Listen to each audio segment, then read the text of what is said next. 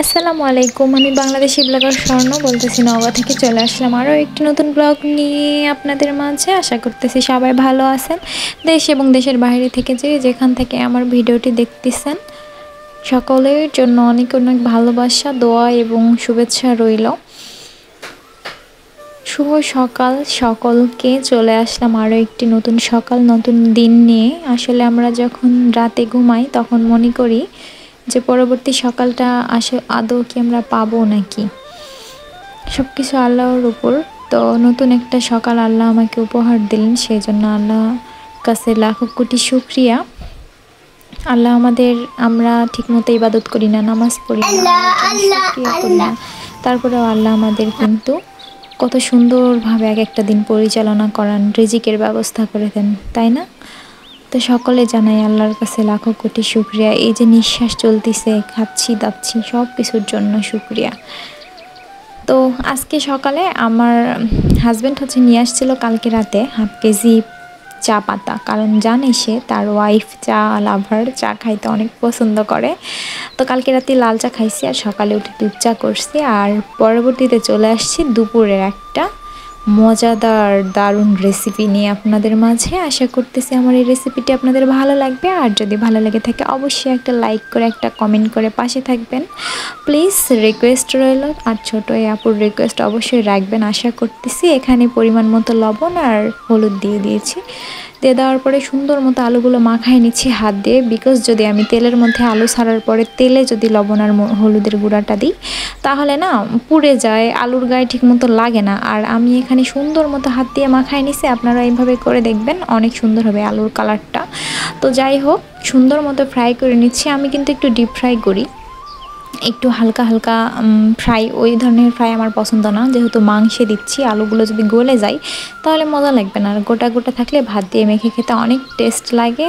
আর আসলেই না তরকারিটা অনেক মজাদার হয়েছিল। তো এখানে পরিমাণ মতো পেঁয়াজ নিয়ে নিচ্ছি। আমার একটা গোটা মুরগি, পাকিস্তানি মুরগি যেগুলো হয় সোনালি, তো একটা গোটা মুরগির মধ্যে আমার যে পরিমাণের মশলা লাগে আমি সব দিয়ে দিচ্ছি। এখানে রসুন বাটা, পেঁয়াজ কুচি, শুকনা মরিচ 3টা কুচি কুচি করে দিয়েছি, আর 3টা সাদা ফল, একটা কালো ফল, আর দারুচিনি 2টা বড় বড় ফালা, আর দিয়েছি তেজপাতা আর জিরা, গোটা জিরা এই দিয়েছি ফোড়নে। তো তারপরে দিলাম 1 চা চামচ লবণ। আমার মাংসের মধ্যে যতটুকু লবণ লাগে আমি একবারেই দিছি, বাট আপনারা যদি বেরেস্তাটা একটু তাড়াতাড়ি করতে চান সেই ক্ষেত্রে 2 চিমটি পরিমাণ লবণ দিয়ে নেবেন, যার যেমন পরিমাণ লাগে। আমি তরকারি অনুপাতে দিয়ে দিছি।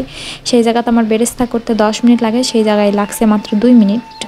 আর একটা গোটা রসুন দিয়ে দিছি, আর সাথে দিয়ে দিলাম যে পরিমাণ আমার একটা গোটা মুরগি, এখানে একটা গোটা মুরগি ধরেই দিছি। তো এই আমাদের রান্না, আজকের ব্লগ চিকেন কারি রেসিপি। আর এখানে দিচ্ছি বাটা মশলা, ব্লেন্ডারে করে নিচ্ছি ব্লেন্ড, এই জন্য এরকম লাগতেছে। আমি পানি দিয়ে সুন্দর মতো ধুয়ে একেবারে দিয়ে দিলাম পরিমাণ মতো। আবার দিয়ে দিচ্ছি হলুদ গুঁড়া, সাথে দিয়ে দিচ্ছি মরিচ গুঁড়া। আর আমার মশলাতে আমি যা যা দিছি সেটা গোলানা পানি দিলে অনেক টেস্ট হয় তরকারি। এখানে আদা পেস্ট করা ছিল, জিরা, ধনিয়া গুঁড়া এই, আর রসুন বাটা তো আমি আগেই পেঁয়াজের সাথে দিয়ে ফ্রাই করে নিয়েছি সুন্দর মতো। এটা দিয়ে আমি সুন্দর মতো কষাই নেব। যখন দেখবেন যে তেলগুলো উপরে উঠে আসছে তখন সুন্দর করে চুলাটা লো আঁচে দিয়ে দিবেন। আর আমি এখানে তরকারি করতেছি, সাথে ভাতও উঠাই দিচ্ছি, যেন দুপুরের রান্নাবাড়ি একবারে হয়ে যায়। আর এদিকে কিন্তু আমি ভিডিওতে ক্যাপচার করি নাই, আমার বর কিন্তু আমাকে চাল ধুয়ে নিয়ে আসে দিয়ে চুলায় উঠাই দিয়ে গেল, বলতেছে তুমি রান্না করো। ও অনেক হেল্প করে, অনেক হেল্পফুল একটা পারসন। আল্লাহর কাছে লাখো কোটি শুকরিয়া। আর ওই যে দেখেন ওইদিকে কাজও করতেছে। তো যাই হোক, এটা আমার হোমমেড মশলা, মেশিনে কোটা, আমার মা দিয়ে গেছে। এটা যদি মশলা মুরগির তরকারি, আবার এমনিতে যদি আপনারা কোনো তরকারিতেও দেন অনেক টেস্ট আসে, স্বাদটা আসে অন্যরকম। তো যদি চান অবশ্যই আপনাদের মাঝে সেই রেসিপিটা শেয়ার করব যে কীভাবে কী করলাম। আর এখানে মাংস কষানো হয়ে গেছে, সুন্দর মতো বড় বড় সাইজের আলুগুলো যেগুলো ভেজে রাখছিলাম ওগুলো দিয়ে দিছি। আর এখানে দিয়ে দিচ্ছি ঝোলের পানি। আমি একবার কষাই নিছি তেলের মধ্যে জাস্ট মাংস, নেক্সট টাইমে হালকা পানি দিয়ে আবার কষাই নিছি। আর থার্ড স্টেপে একেবারে ঝোলের পানি দিয়ে দিলাম। আমি কিন্তু মোটে 2বার কষাইছি, আপনারা যত কষাবেন তত টেস্ট হবে। আর এই যে আমার মাংস প্রায় কমপ্লিট, আর এখানে ভাত হয়ে গেছে। আর মাংস রান্না শেষে গরুর মাংস, মুরগির মাংস, হাঁসের মাংস, যে মাংসই বলেন, একটু জিরা আর 4-5টা গোলমরিচ ফ্রাই করে নেবেন সুন্দর মতো। নেওয়ার পরে তরকারি যখন হয়ে যাবে তরকারির উপরে দিয়ে দিবেন। গরুর মাংসতেও দেয়, মুরগির মাংসতেও দেয়, হাঁসের মাংসতেও, বললাম না, মাছের তরকারি সবটাতে দিবেন। অনেক টেস্ট হয়, অনেক টেস্ট। বিলিভ না হলে ট্রাই করে দেখতে পারেন।